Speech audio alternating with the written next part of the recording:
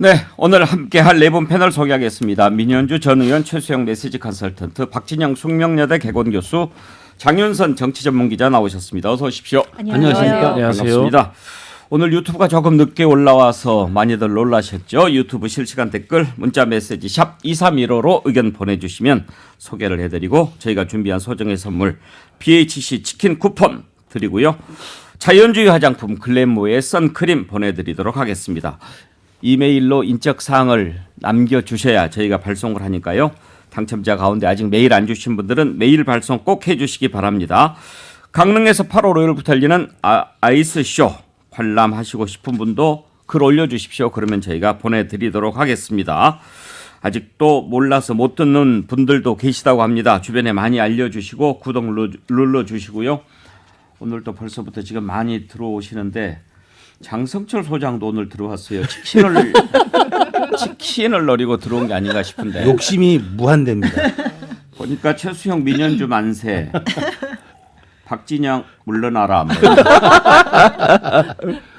박진영 물러나라 했으니까 치킨 하나 보내줄까요? 자, 강기훈 이름이 권성동 원내대표가 윤석열 대통령한테 보낸 문자에 등장해서 도대체 강기훈이 누구냐? 강기훈과 함께 뭐 들어가겠습니다였을지 이제 뭐 들어간다라는 문자가 써지려고 하던 상황이었으니까요. 그래서 누구냐? 강기훈이 청와대에도 대통령실에도 한 명 있고 그리고 자유의 새벽당인가 뭐 약간 극우 성향의 그 정당 대표도 하고 있고 다른 사람이냐 아니냐? 대통령실에서 금방 확인해 줄 수도 있는 문제인데 좀 끌었죠.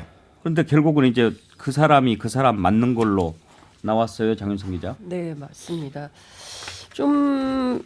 저는 좀 답답한 게 특히 대변인실 그리고 홍보수석실에서 해야 될 역할은 국민들의 혼란을 최소화하고 그리고 궁금증을 빨리 해소해 주는 게 이제 본인들의 임무고 역할인데 어떻게 된 게 윤석열 정부는 혼란을 키우거나 늑장 해명을 하거나 잘 모르는 사람이라거나 과거에 무슨 일을 했는지 잘 모르겠다라거나 이를테면 자신의 업무를 방기하거나 해태하고 있다는 것이 국민들에게 실시간으로 확인이 되고 있는 점이 저는 대단히 부적절하다 이런 생각이 좀 듭니다. 이 강기훈 씨 같은 경우도 마찬가지였어요. 그리고 제일 중요한 건 권성동 원내대표가 제가 추천한 거 아닙니다. 막 이렇게 세게 이야기를 했습니다. 그런데 지금 보니까 권성동 대표 정무실장 출신에다가 특사로 필리핀 갈 때 같이 갔던 인물에다가 그리고 이 사람이 평소에 주장해왔던 내용이 도무지 우리 국민들이 저런 사람 괜찮은가라고 생각할 정도의 인식입니다. 그러니까 열콩도 이 사람이 기획했다면서요. 작품이라고 하고요. 그리고 뭐 주적은 북한, 뭐 여가부 폐지, 뭐 이런 뭐 개인적으로 저는 사상의 자유가 있고 표현의 자유가 있기 때문에 뭐 이런 주장할 수 있다고 생각을 하고 일개 행정관이 청와대에서 대통령실에서 그리고 대통령에게 무슨 얼마나 큰 영향을 미치겠냐 그렇지 않다라고 애써 해명은 하고 있지만 한 명 한 명 청와대 죄송합니다. 뭐죠? 대통령실에 있는 행정관들이 모여서 아이디어를 모아서 정부 정책을 운영하기도 하고 뭐 대통령실의 운영 방향도 함께 논의하고 하는 거 아니겠습니까? 그렇기 때문에 이 사람 이런 생각 가지고 있는 게 특별히 문제되지 않아요 라고 얘기하기에는 상당히 심각한 문제가 될 수 있다라고 생각이 좀 되고 특별히 극우 유튜버들이 벌써 이분이 처음 아니잖아요. 벌써 두 번째 문제가 되고 있는데 그리고 이분이 어떤 경로로 어떻게 청와대에 들어왔는지 확인이 안 되고 있는 점은 저는 이건 대단히 심각한 문제다 이런 생각이 좀 듭니다. 최수영 메시지 컨설턴트는 인수위 전문위원 하셨잖아요. 예. 대체로 이제 인수위 마치면은 대통령실도 가고 뭐 이런저런 가는데 인수위에서 활동하신 분 가운데 지금 얼마나 대체로 들어갔나요? 제가 뭐 통계는 정확히 모르겠지만 정말 극소수입니다. 극소수.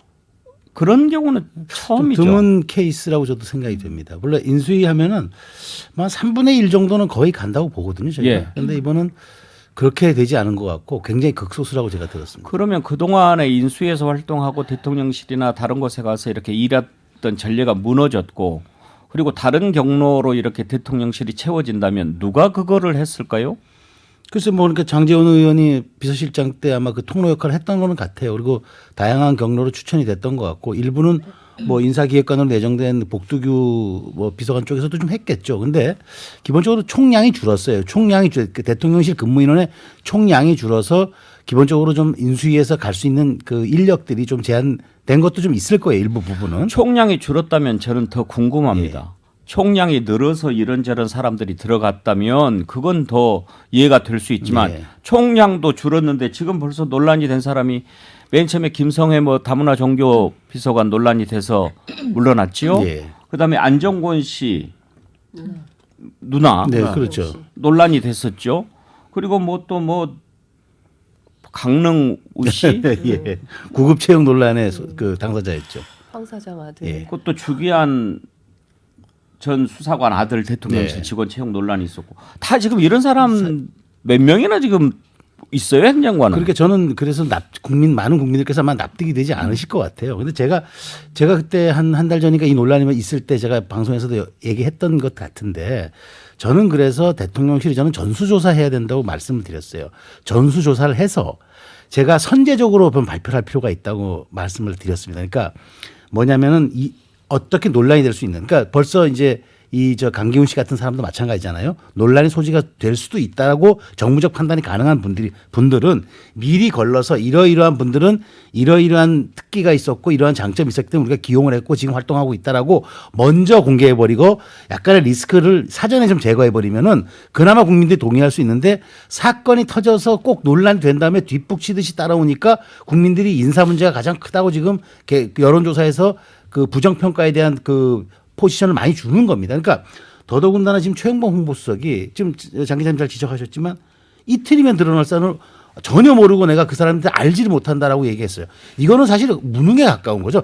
사실이 그렇다면 무능인 거고 정말 숨기려 했다면 이거는 판단 착오라고 저는 생각하는 겁니다. 조사하면 다 나올 거를. 그러니까 저는 그래서 차라리 그때 최초 발표할 때 이분은 이렇게 해서 이렇게 된 겁니다라고 선제적으로 해야 오해도 없고 그다음에 궁금증도 풀리는 건데 뭔가 숨기려는 듯한 인상을 주는 것 이게 오히려 저는 그 사후 관리에 저는 상당한 심각성을 드러내는 것. 아니 홍보수석이 대통령실 근무자에 대한 인적 구성 혹은 배경 발탁 이런 것에 대한 전혀 모르고 그분이 누군지 모른다면은 그거는 사실 그게 납득이 되는 얘기겠습니까? 강기훈 씨는 그러면 지금 어디 부서에 있어요? 기획비서관실에서 기획비서관실? 일정 기획을 담당하고 있다라고 하는 게 대통령실의 지금 공식 발표. 기획비서관은 누구예요?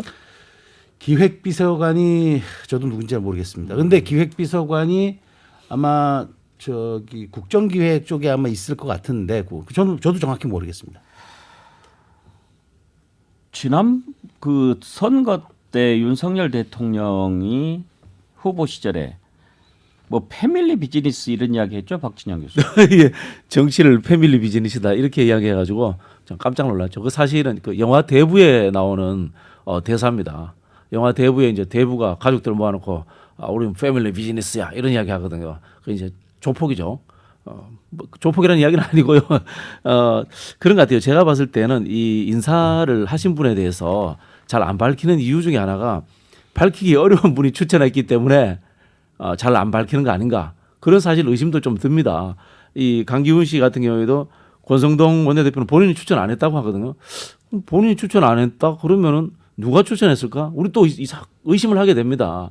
이런 부분들이 저는 사적 채용이라고 하는 부분에서 과거에 이 대통령이라든가 이 대통령 가족들이 정치 외적인 영역에서 만났던 분들을 이렇게 추천한 게 아니냐라는 이런 식의 자꾸 의심이 드는 거고요. 또 한편으로는 최근에 이제 보수 유튜버들 쪽에서 너무 많이 이런 분들이 드러나니까 과연 이 정권의 정치적 성향이 뭐냐 좀 그런 의심도 받게 되는 거거든요.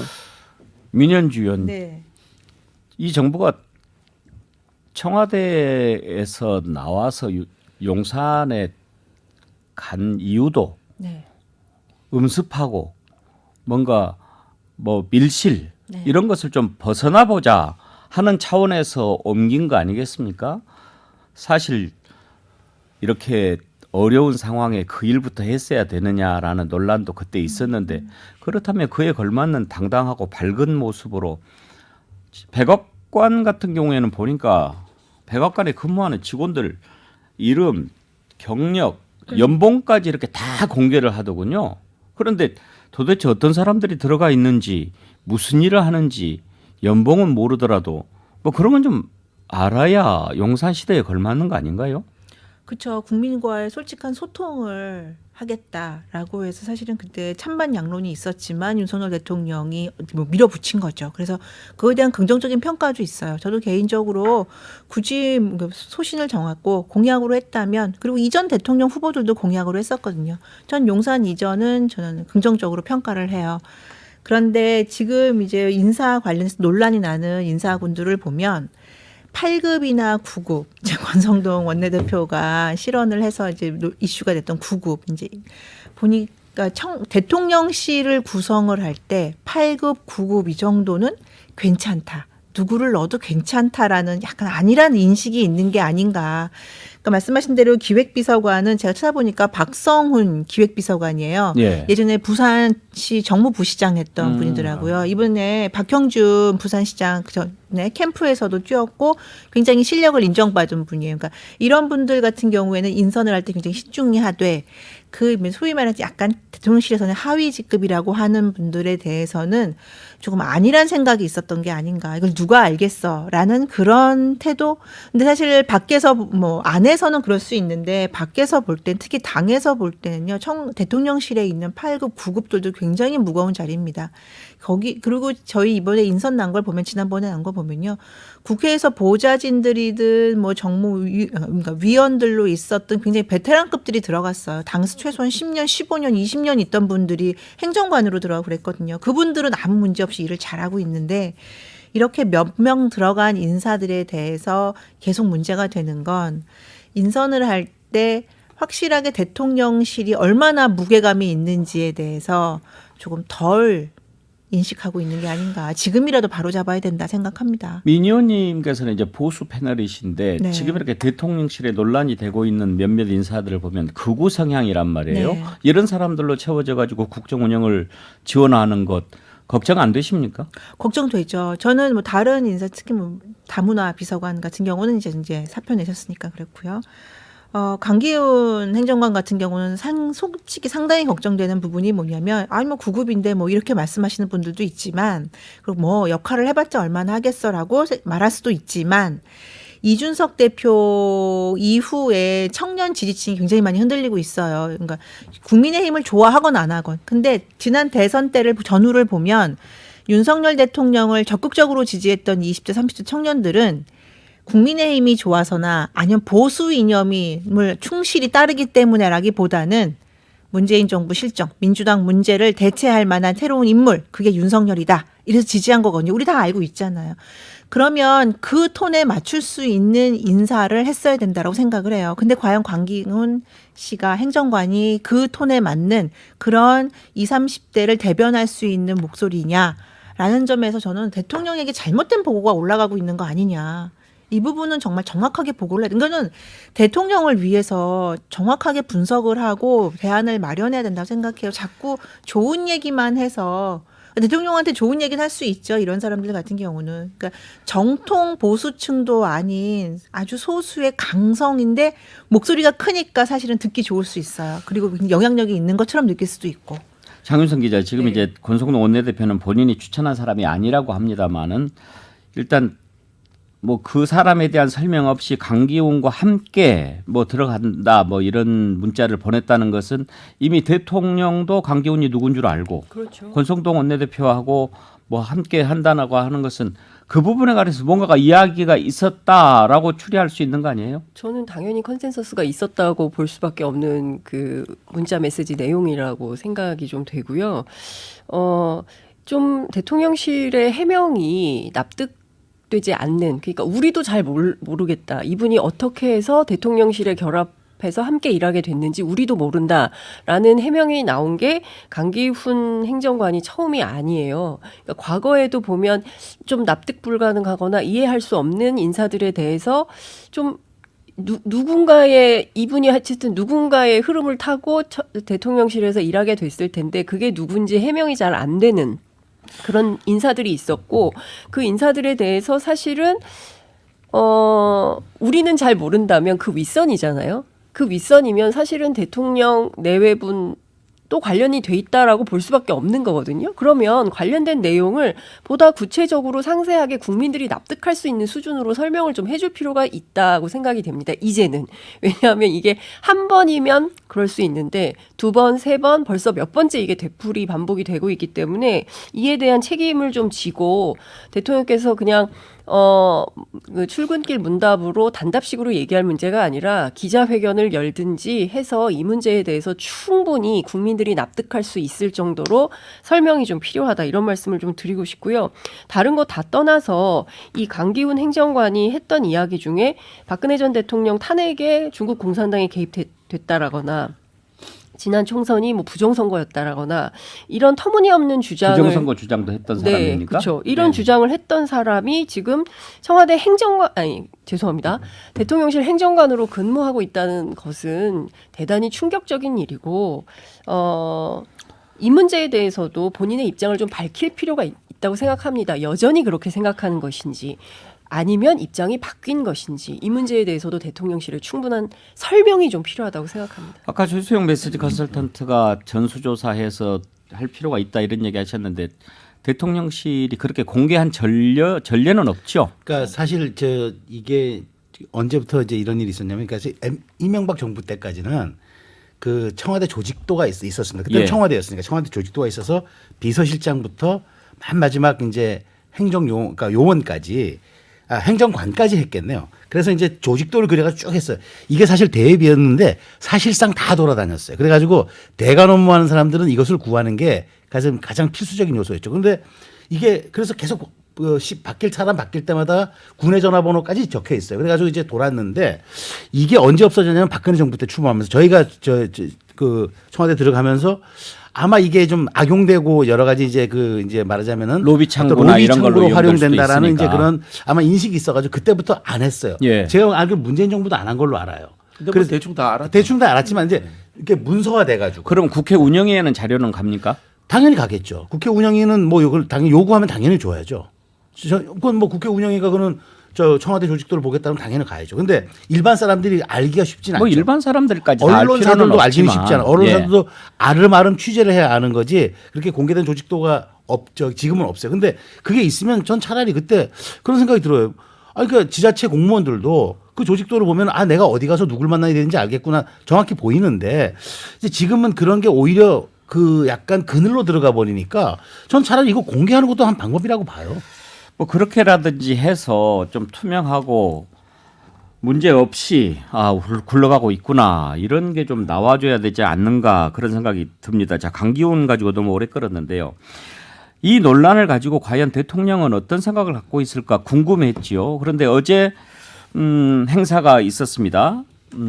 무슨 함이죠? 정조대왕함 진수식에 있었는데 권성동 원내대표랑 같이 이제 전용기 타고 갔는데 과연 어떻게 얘기했을까 궁금했습니다. 근데 오늘 나온 걸 보니까 박진영 교수 네. 뭐 그냥 해프닝 정도로 이렇게 서로 인식을 공유했다 이렇게 나오더라고요. 그러니까요. 제 생각에는 그 문자에서 이준석 대표에 대해서 내부 그 뭔가 총질을 한다. 이거에 대해서 별 두 분은 그렇게 흔히 하는 말로 무겁게 안 받아들이는 모양이에요. 그냥 해프닝 정도다 이렇게 생각을 하고 있다. 뭐 그런 생각이 들고요. 그 문자에서 저는 어떤 느낌을 받았냐면요. 이 강기훈 씨라는 사람이 나중에 어떤 정치적 역할도 할 수 있겠구나. 라는 그런 저는 느낌을 받았어요. 이준석 대표 이야기가 나오고 그다음에 강기훈 씨 데리고 들어가서 뭐 이런 식의 이야기가 나오는 거 보면서 이분이 금방 말씀하신 것처럼 이 청와대에서 인사에 대해서 제대로 해명을 못하면서도 굉장히 중요한 자리에 있다. 이건 결국 뭡니까? 아까 말씀하신 것처럼 패밀리 비즈니스 차원에서 임명된 사람일 수 있겠구나라는 이런 식의 하나의 추측을 낳게 하는 거다. 저는 뭐 그런 생각이 들었고요. 그렇기 때문에 이 패밀리 비즈니스이기 때문에 이거는 그냥 해프닝이고 국회나 이런 데서 떠들어도 별 의미 없다. 저는 뭐 이렇게 받아들이셨다고 보입니다. 네. 해프닝이라는 데 서로 의견을 공유했다라고 한다면 윤석열 대통령이 뭐 그런 정도로 위축되지 마세요 하고 격려한 것이다라고 볼 수 있는데 해프닝이라는데 민현주 의원 동의하십니까? 요즘 극한 직업 보수 패널들입니다. 이런 글도 올라오긴 합니다. 대통령 입장에서는 그걸 어떻게 빨리 추스리려고 하는 그런 이제 자세 뭐 그런 발언이었다고 보고요. 오늘 배현진 최고위원 사퇴하겠다고 했잖아요. 예. 그걸 본다면 대통령실이나 당이 이 상황을 얼마나 무겁게 보고 있는지를 저희가 간접적으로 알 수 있다고 봐요. 근데 배현진 최고가 사퇴한다고 지금 뭐 당장 어떤 다른 액션을 취할 수 있는 건 아니고요. 조수진 최고나 다른 최고들도 1등으로 됐던 최고가 조수진 최고니까요. 그래서 그런 걸 지켜봐야 되겠는데 대통령 입장에서도 굉장히 많이 힘드실 것 같아요. 근데 그럼에도 불구하고 근데 그렇다고 지금 권성동 직무대행한테 뭐라고 공개적으로 말할 수는 없죠. 그러니까 그럼에도 불구하고 당을 좀 잘 추스려 달라라는 취지로 그래서 빨리 봉합하려는 그런 노력이 아닌가 싶어요. 배현진 최고위원 사태는 따로 이제 저희가 논의를 해보려고 합니다만 이것은 지금 권성동 원내대표의 이런 문자 파동과 관련해서 비판하는 차원에서 했다고 볼 수도 있지만 이제 이준석 대표를 완전히 정리하기 위한 차원의 사퇴일 수도 있으니까 그 부분은 좀 잠시 후에 좀 따로 짚어보기로 하고요. 일부에서 윤석열 대통령 지지율을 짚어보려고 했는데 시간이 벌써 다 됐네요. 근데 박지원 전 원장 같은 경우에는 윤석열 대통령이 권성동 원내대표 격려한 데 대해서 국민을 얼마나 얕보는 말씀이냐. 이렇게 공과 사를 구분하지 못하느냐.